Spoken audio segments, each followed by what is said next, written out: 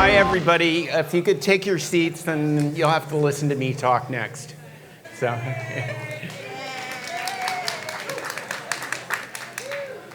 for the people who don't know me in this room, my name's Howard Cummings, and I'm a production designer.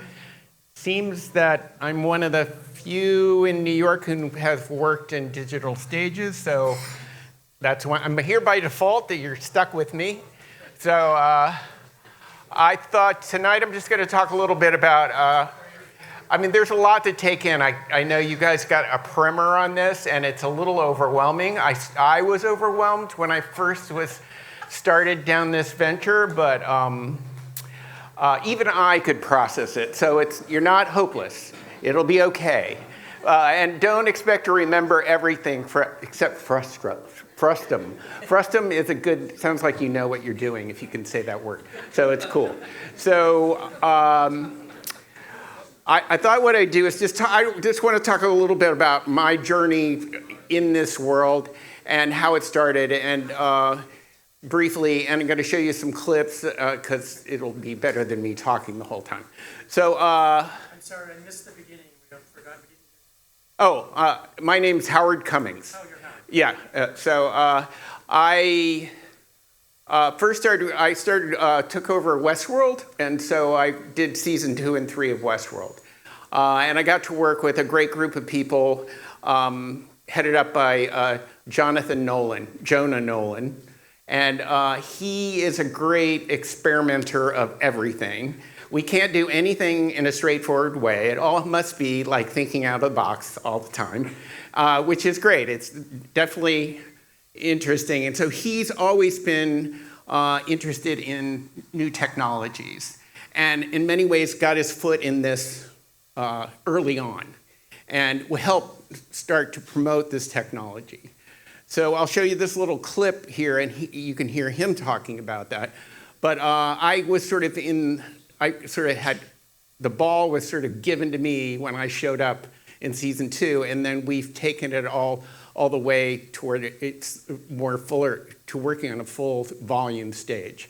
And in case, I don't know, I think you did mention it, but for those who don't know what a volume is, imagine this, only it's the entire room. And there are different shapes. Traditionally, the first ones were round, and they usually had a ceiling and not a floor for the interactive light that you can get from the asset working in the ceiling. But you can customize them to however you want. So, for instance, I worked on a show, TV series here, Fallout, and we put up a volume stage up in Gold Coast Stages, and with views was part of it. And I worked with a company called Magnopus. I'm wearing one of their swag shirt hoodies, and they worked on the assets on the screen, but not the whole setup.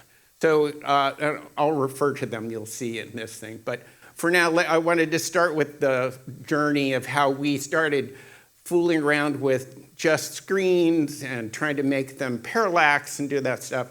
And I'll let Jonah talk about that.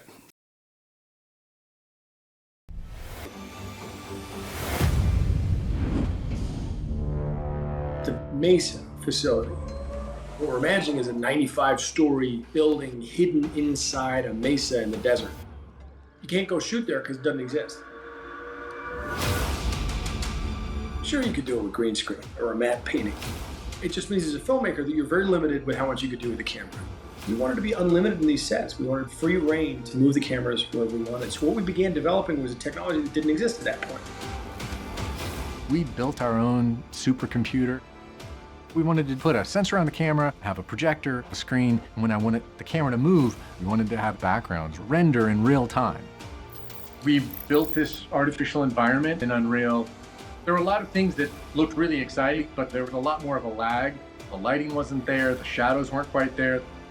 When we were on a wider lens and moved the camera a lot, the background kind of drifted.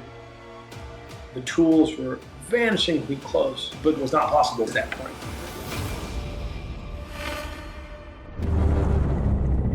then this season, I see the AirPod. And right then, I knew that Jonah and I were going to finally figure out a way to use LED walls. I had the privilege of working with Jon Favreau back in 2012. Jon invited us down to The Mandalorian to really see how all these things that he had learned had developed from a technology standpoint. And it turned out he'd been frustrated shooting blue screen, and he was trying to build exactly the same thing. What I was surprised to realize is it was still using the same pieces: Unreal Engine, camera tracking. So thanks to the generosity of Jon and the innovation on the part of our team, we got to this place where you can create this artificial space and stand in it and light with it.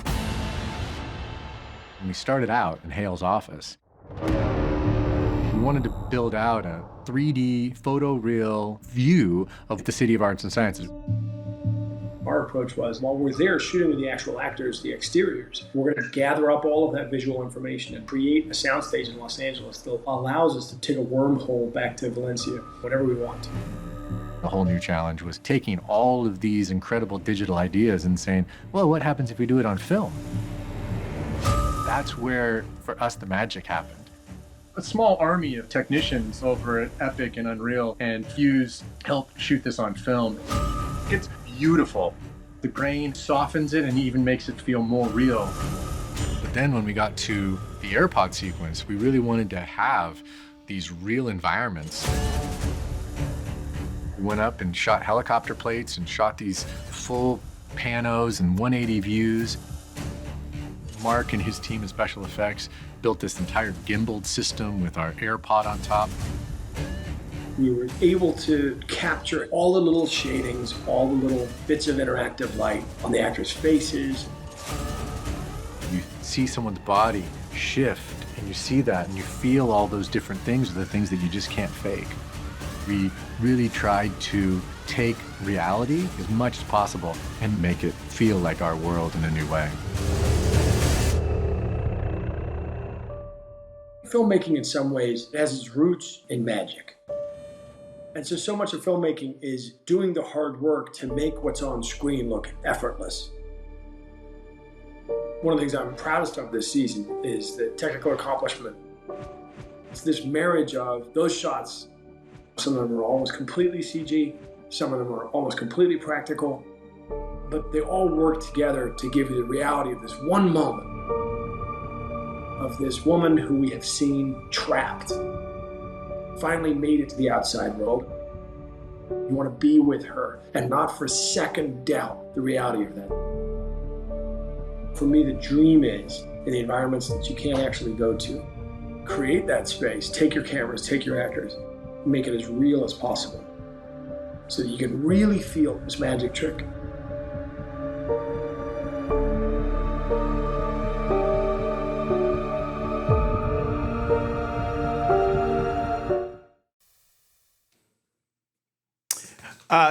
So I ran that because I just wanted to show you like how we started out incrementally. Like you could see, like we're going to start with rear screen projection because at the time LED technology wasn't quite there.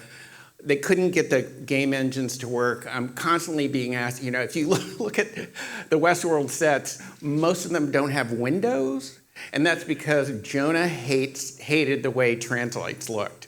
And so this was all in effect of like, I want something that's more live, that will do all the things he just said. So we kept working on these technologies. The AirPod thing that you just saw, people are doing that now, but at the time, getting a screen that size, getting the game engine to work, and Fuse was very involved. It was like a real challenge at the time. But now things have progressed, and so now we're getting whole rooms out of this. The technology really has bumped up. When we went to see what they were doing down at The Mandalorian, got to talk to Jon Favreau, it was just amazing. I knew then, I said, this is it. This is where we all need to be, moving toward it. And Jonah's constant push is that it should be a tool that's not that everyone can use. So if you're on a TV series or a movie, you could use this. It's not a mysterious thing. So although it's still growing and is still learning, and it's finding itself. And so so we ended up then progressing toward a whole entire digital sets. So unfortunately, the ones I did recently for Fallout, I can't show you because it doesn't come out until April now, I think April 12th. So what I'm going to do is going to show you a volume asset that was used in Westworld Season 4, which I didn't do.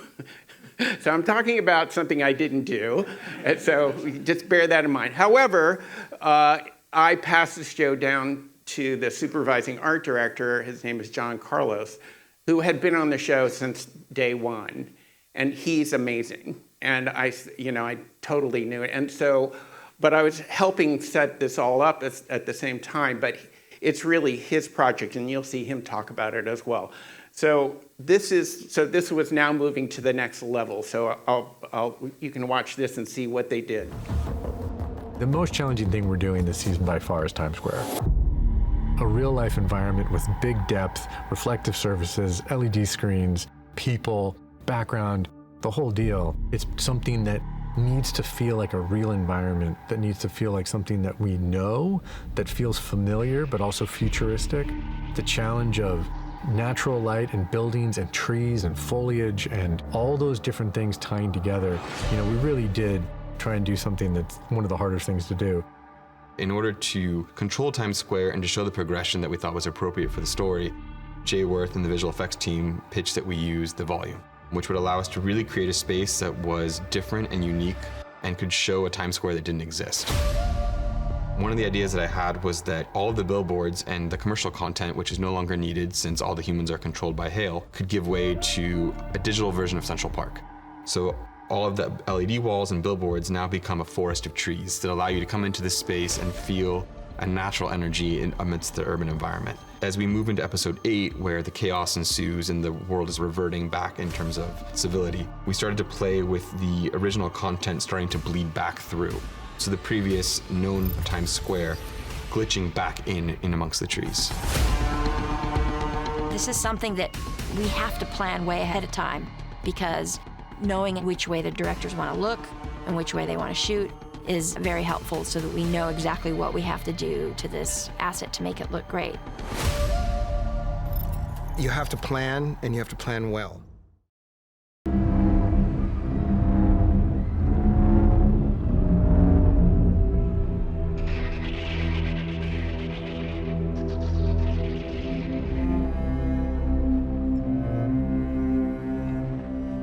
Look at what that asshole's done.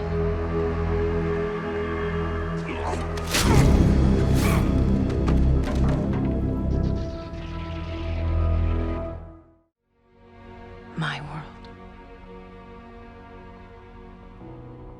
There's time for one last game. A dangerous game with the highest of stakes. Survival or extinction. This game ends where it began, in a world like a maze that tests who we are, that reveals what we are to become.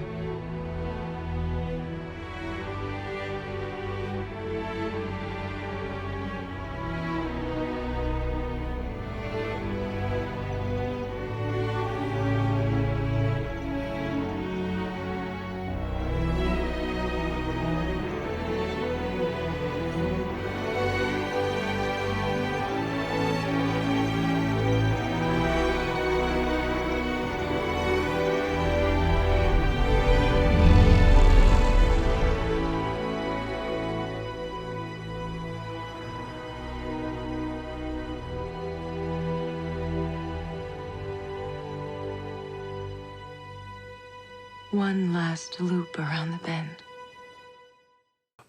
Okay, since a lot of you are designers or work on shows, I was going to also show you, break this down just a little bit.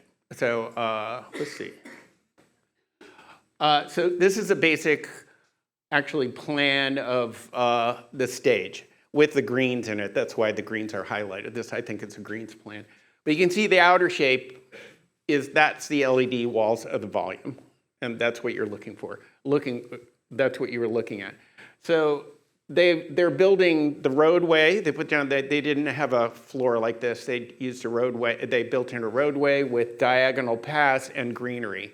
This is part of the language of futurism that we had in the show, because we're often going to places, streets, and actually doing this in real streets to say that they're now pedestrianized. So that language went into the volume work. So yeah, you can see there's a section you can see. That's the LED walls, and you can see the volume with and without plants. And there's a little that little schematic in the right corner that shows you kind of what the volume looked like. Okay. Okay.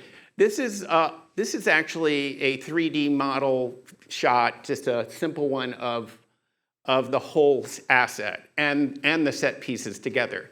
I couldn't actually get John to find one where they highlighted what was physical and what wasn't. That would have been really helpful. Unfortunately, that was in Box, which now HBO has and can't get it back. So here's another shot of the 3D environment with the set pieces in it. This is also a 3D render. It kind of looks like what they shot. You know, I just want to say this is a really challenging asset to try to work.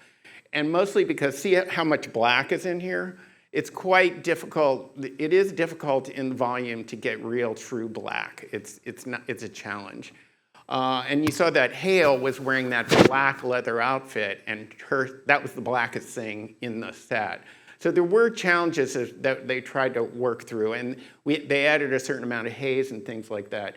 The other things that were very challenging in here is like greenery takes a lot of computer brain power to generate greenery and stuff. So this is, okay, so the company Magnovus, who created the digital asset that went onto the screens that Fuse put together, this is like a breakdown, and I'm just going to whip through these. You don't have to look at all this, but I can just say these are the elements they kind of broke down, developing the asset, and so you can see architectural. So they, in the end, only had about 12 weeks.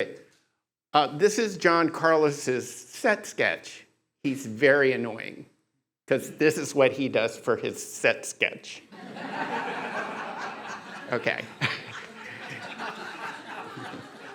If you work with me, you get a scribble. You get this if you work with him. It's just really phenomenal. And so John sort of planned all of this out. You can sort of see it, and a lot of it came pretty close to what it was. But it's a complicated asset. I mean, it's Times Square. It's all the buildings. And you also notice there are storefronts. There's a lot going on in here. There's lots of reflective surfaces. And they only had 12 weeks. Now, just to give you a sort of example, Mandalorian. Their program, the way they develop their assets and how they do their shooting, 35 weeks. That's after Doug Chang gives you a concept. Then it goes to Andrew Jones, the designer, to make it all happen. And that's 35 weeks to when they start shooting. So this is part of Jonah Nolan's, wants to say, hey, there has to be a way to do this quicker. So, and there are tricks that are involved in here.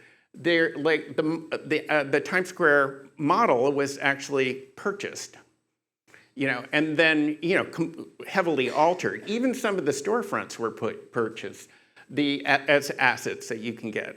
The trees, the same. That's why these trees look the way they are. And that was due to the time frame. Now, if you have time, you could create all of that yourselves, but they didn't. But this is all part of our, marching orders, was to figure out how can we make this a tool for everybody. Okay, so this is, so Magnovus, who developed the asset, it's breaking this just down. It's just showing different parts of it, so you understand, like, oh, how does this go? And as the production designer, you aren't making this, the virtual art department is making it. And in this case, Magnopus was the virtual art department. And on the TV show that I worked on, they also were our virtual art department. So, but they have to break it into pieces. Like, so you can see how they start to put just the scene layout, basically trying to break it all down. This is why it takes 12 weeks, by the way. Foliage, here you can see there are on this breakdown, 2 pages are devoted to foliage. So I can tell you, when you're watching The Mandalorian, generally it's kind of a moonscape, deserty thing at sunset with no plants. And that's because they don't take, it is a much harder thing to achieve. So of course, on the TV show I did, like half the sets had tons of foliage, and it was like really brain racking because we were trying to take this, even the 12-week framework, and shrink it down. Eventually, I think we got down to 6 weeks for a couple of the sets, which made everybody go crazy because you don't really want to do that, but we were sort of, okay, that's about as quick as we can do it. This is like, having the interactive billboards was also a challenge in this particular asset. This is a really difficult asset to try to pull off. And so you can see on the bottom there, fake storefront shader. Due to time constraints, we use pre-rendered 3D cube maps and shader logic to create the illusion of these. So they took something and processed it. And then you have to do this whole thing of finding the right scale and working with all that. And that is, if you're the production designer, that gets sent to you and you have to break that all, you have to weigh in on all that stuff. So I'll keep going. Lighting is the most time consuming. And it involves often the DP, but to develop the asset, usually what happens is that within the illustration, within the concept illustration, in this case, John did it himself, but I'm working with concept illustrators, and lighting is a huge part of it. And if the lighting changes, you also have to figure that out and how that all works. And as you can see in this breakdown, this page kind of deals more with the interactive part of the lighting, which was critical to the different looks where there was everything is in control and the universe is great, to when everything's in chaos, which was a large degree lighting. Here's some set stills. Set stills in the volume are often weird because, one thing when you're standing in the volume and you're looking at it by eye, you can't, as a designer, for instance, you really do have to look in the monitor because it's not seeing what the camera's seeing. You have to look through the camera. You can't do it on a still picture. But this is sort of see parts of this is broken down where these people over here, they're not real. They're generated. These people are real. So now that you have to make these, and that's part of what you have to do too, is figuring out how to animate the background, if there's moving vehicles, stuff like that. And you can see, and I think, I don't know this exactly, but I think this level here is real. That hedge, or there, it's the asset. And they had to, you can see they must have scanned some of this foliage and reproduced it into the asset when you're talking. Did you have any trouble with the shadows from walls? No, the trees are not, those are all digital. Those are all digital. And their shadows are only caused by in the digital asset with the lighting. So what they did is, what practically they did is the lower stuff. And often when you're working in a volume, the transition between the floor and the wall are really critical. So if you're doing, like you said, the sand thing, there's sort of you can berm up around where that is. But you have to do, or in some places you can't, you have to, I'm not sure, well, in this one, some of these bodies are helping transition to the asset, to the wall. You have to constantly think of, usually you have things that move around so that you can actually blending the physical floor with the wall is one of the bigger things you got to struggle with. And there you can see what I was talking about, like sort of the true black thing is tricky.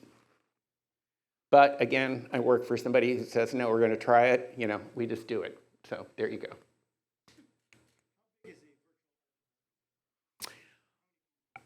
It depends.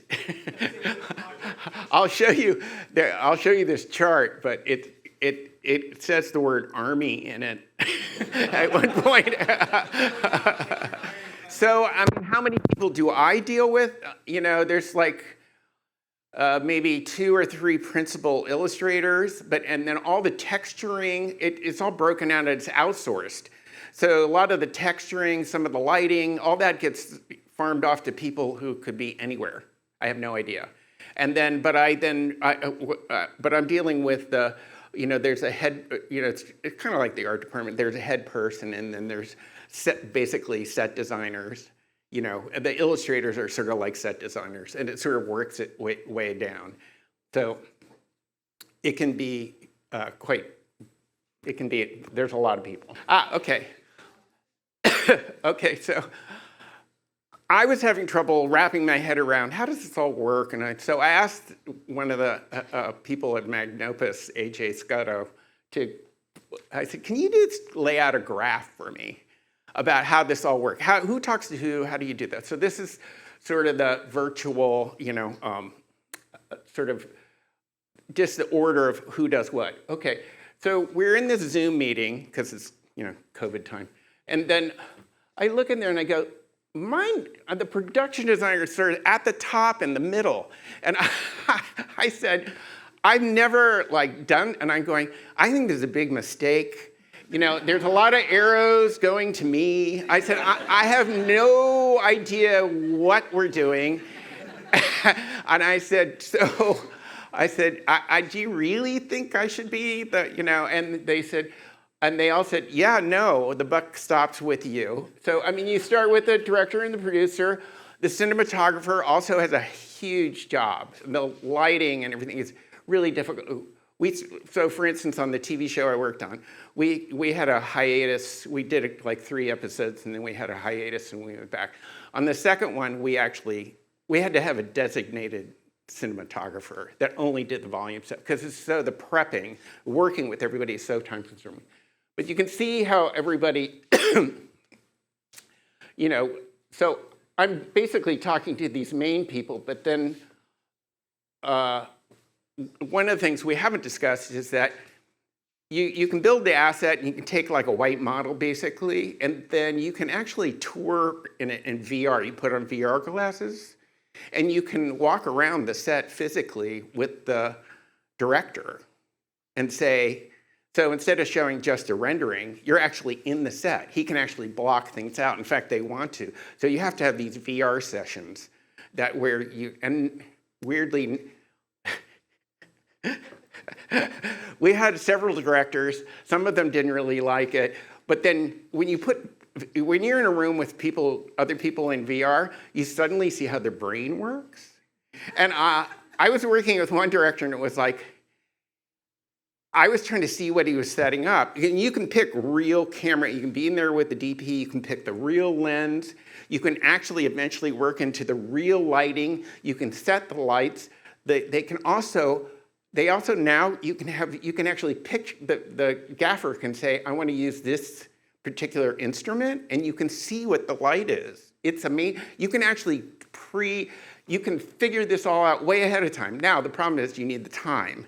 And we didn't have the time, and so it was a little bit challenging. And trying to get the people to sit in VR when they're trying to prep, you know, 20 locations or whatever we're doing, it's not always so easy.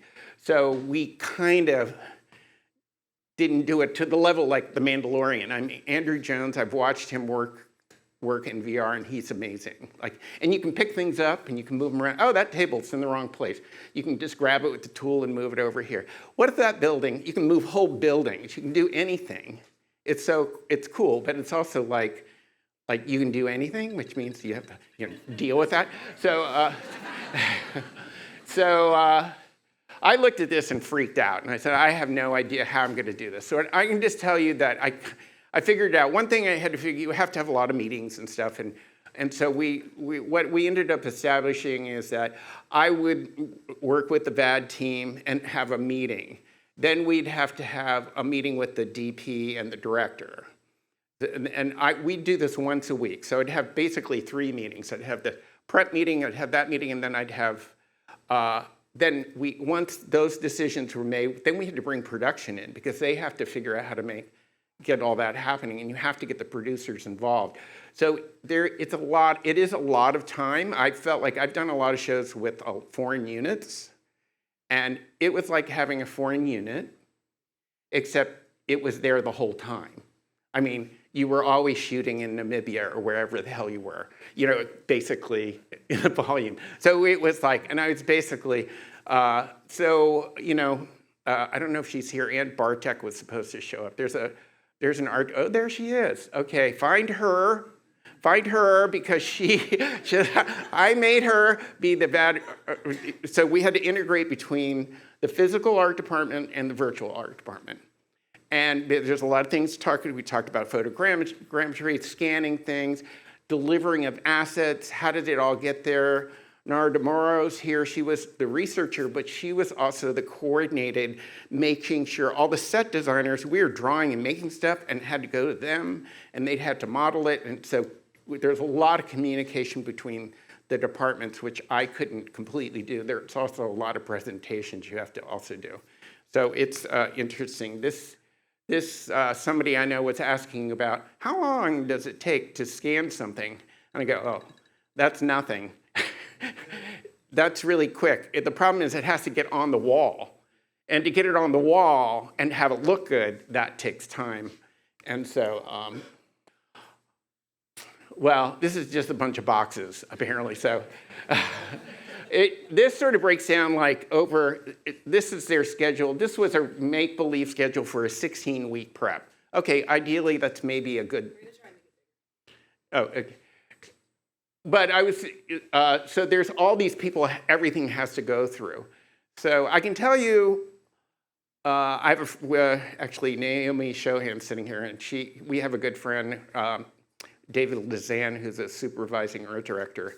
He's like a master at trying to get all this to happen. This is the overall thing.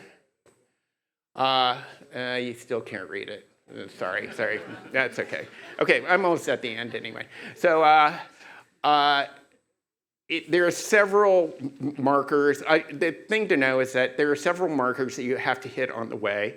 The digital team will tell you constantly what those markers are, so you don't have to worry about that. You just have to worry about how the hell do I get it out there fast enough to get to it. And then you also have to get the director to approve it, and it's just like any set. I mean, it's the same thing. But it is honestly a bit like having 2 art departments. Really, it is, except that I'm not dealing with physically going to have to go to, well, no, I have to go to the volume too to see what it looks like. It's like going to visiting the construction shop.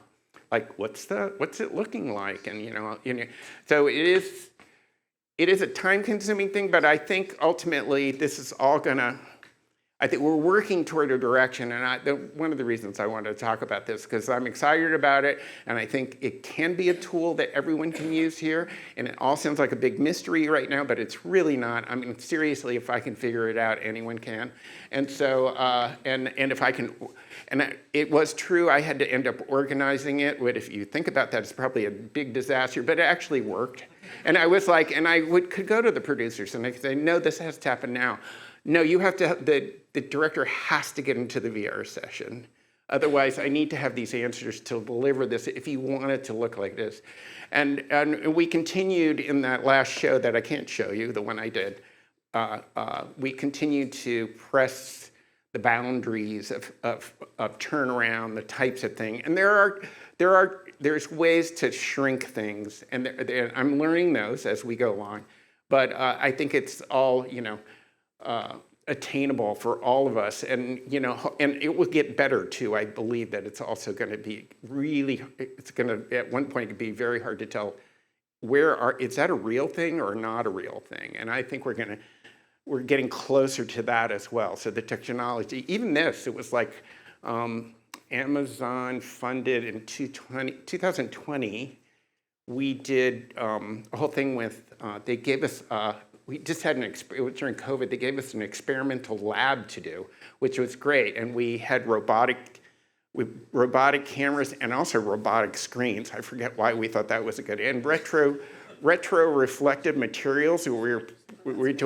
We did a whole sequence of stuff that was really fun. That's where I first learned the beginning of all this. But it's, I can just say, just don't worry so much about breaking it down in your head. It will eventually, once you get into it, it's sort of, you can figure it out. So don't be overwhelmed by all the terms and what's going on. But basically you're putting a bunch of stuff on the floor and there's some great stuff on the wall. And, so, okay.